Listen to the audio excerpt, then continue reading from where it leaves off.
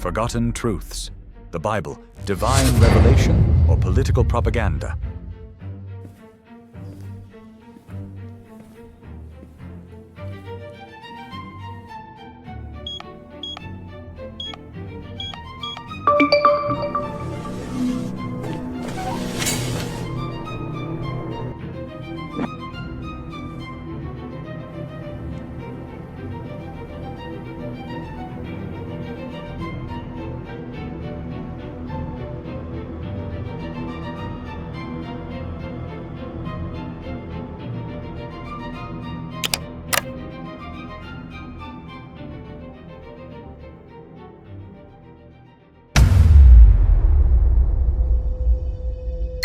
Let's face it, most believers never read their holy books.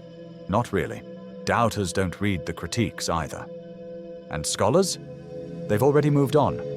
This video is for the ones stuck in between, curious enough to question but too lazy to Google. You won't find divine truth here, just facts, and maybe the uncomfortable feeling that your Sunday school skipped a few chapters.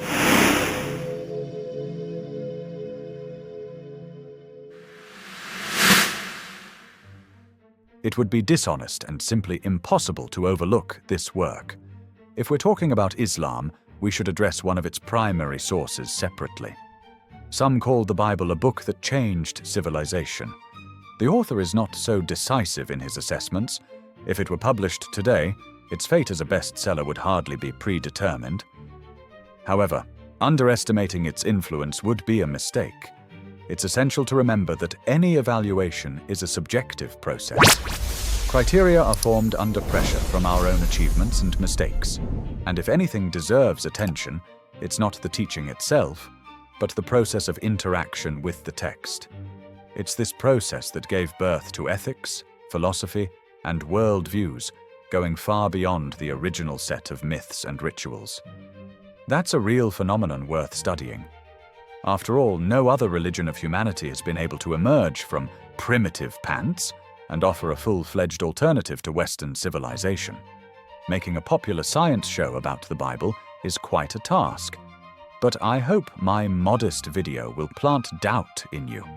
It forces you to reconsider, verify, and not take things at face value. Which Bible are you reading?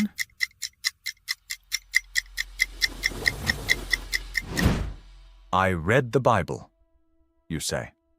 But which one? Because we're not dealing with one sacred book, but an entire biblical supermarket with different departments. Classics, the Masoretic Text.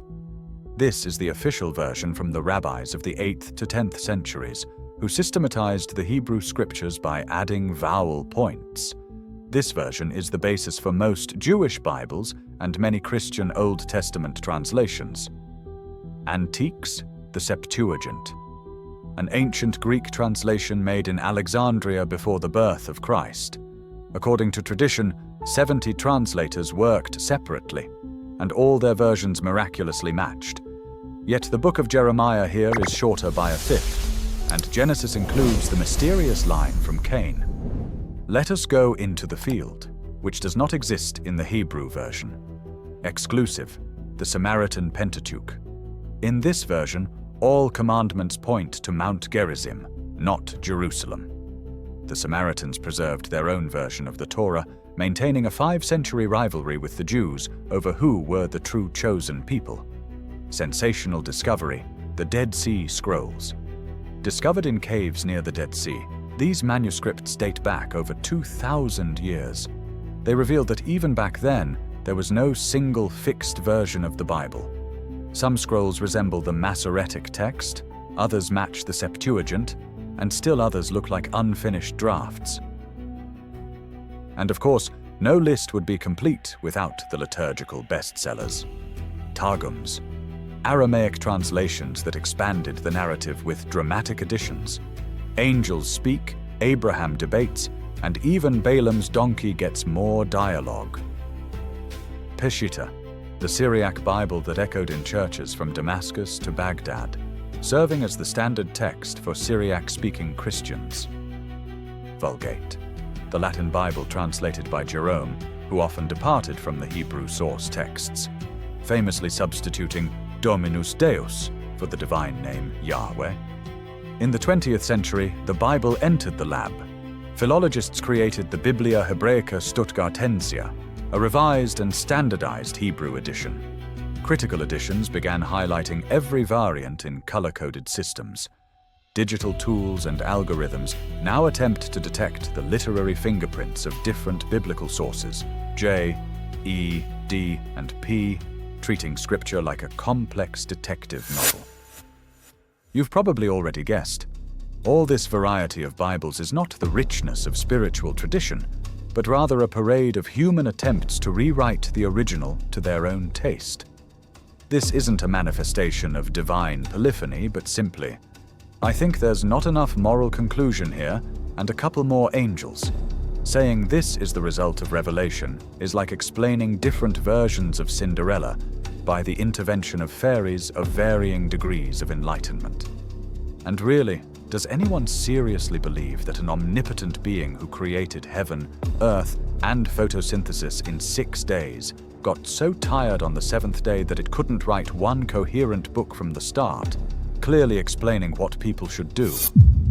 No, instead, we got a collection of texts where there's more than one God, and opinions, like in comments on a political post. Moreover, the main character of the book itself behaves as if he stepped off the pages of Fight Club.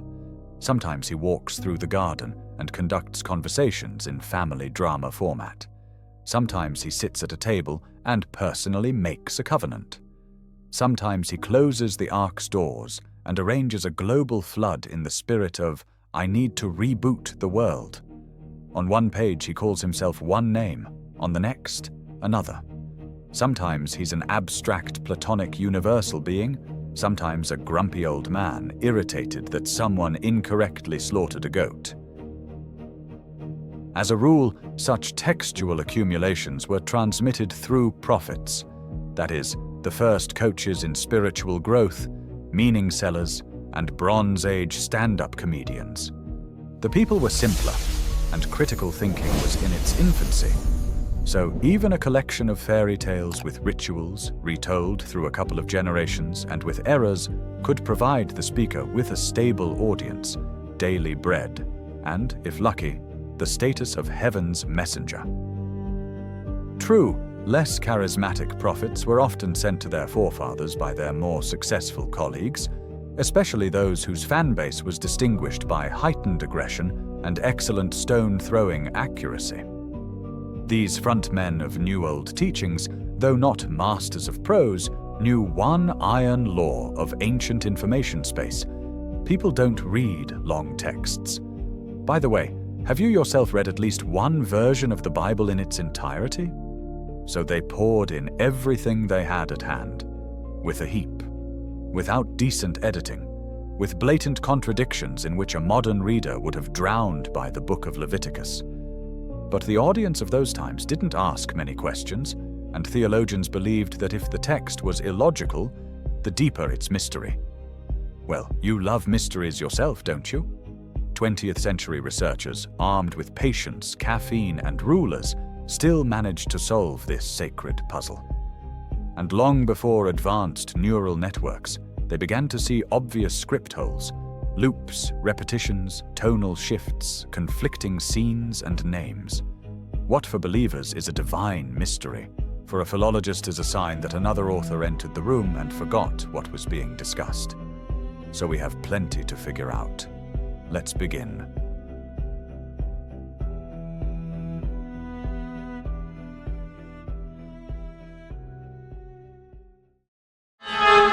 The documentary hypothesis, who actually wrote the Pentateuch. Well then, since we've already dove headfirst into the Old Testament, it's time to ask the main question of any exhausted reader. Who the hell actually wrote all this?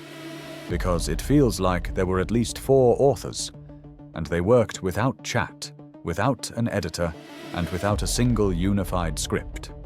And here enters the documentary hypothesis, sort of a Netflix theory about the origin of the Pentateuch.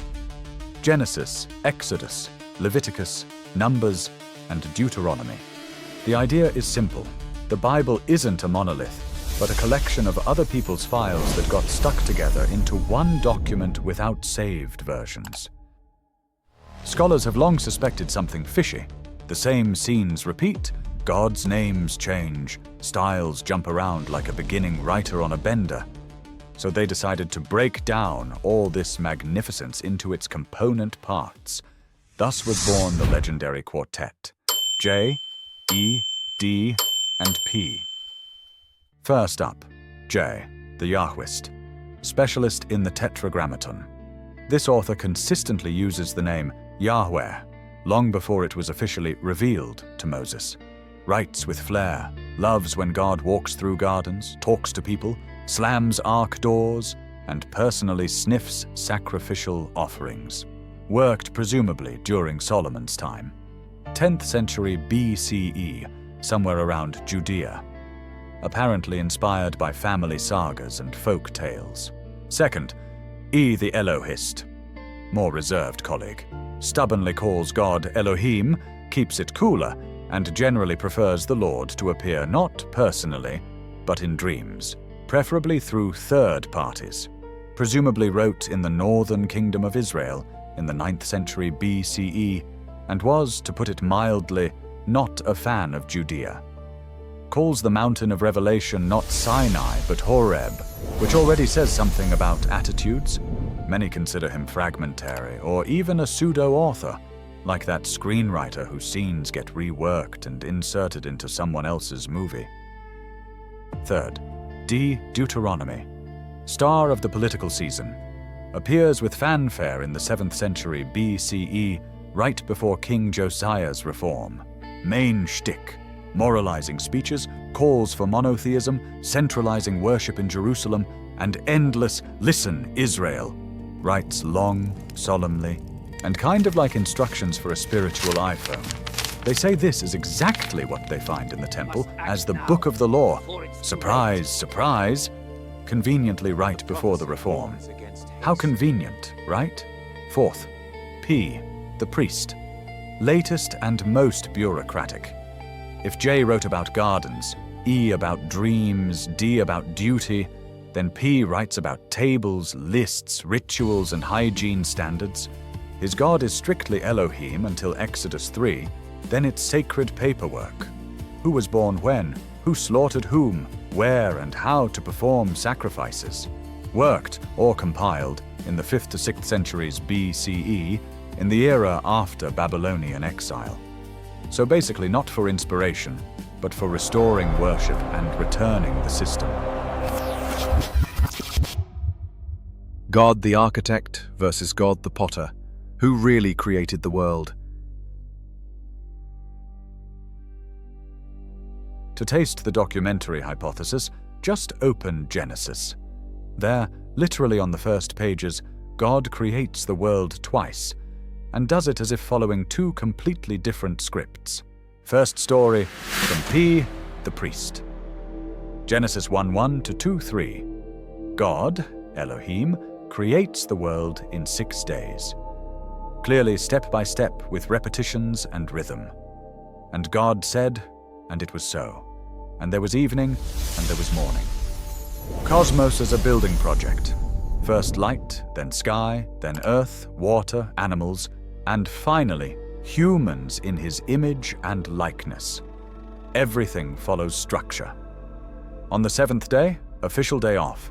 God rests, world complete, ready to launch services. Second story, from J, the Yahwist. Genesis 2:4 to 2:25. Here God is already Yahweh Elohim, as if someone glued two names together for political correctness. He doesn't create, he molds, doesn't name, breathes life. Man appears first, nature later. Woman is created not as part of the plan, but because it's not good for man to be alone. Animals, along the way, everything very alive, very physical, very human. The splice between them, Genesis 2:4. These are the generations of the heavens and the earth when they were created. elegant phrase with which the editor apparently tried to explain why he has two openings in a row. So no, these aren't two views of the same thing. These are two authors, two eras, two gods with different personalities. One, architect, other, craftsman. One, abstract force, other, participant in history. And if this were a TV series, you'd definitely notice the second episode was shot by a different director.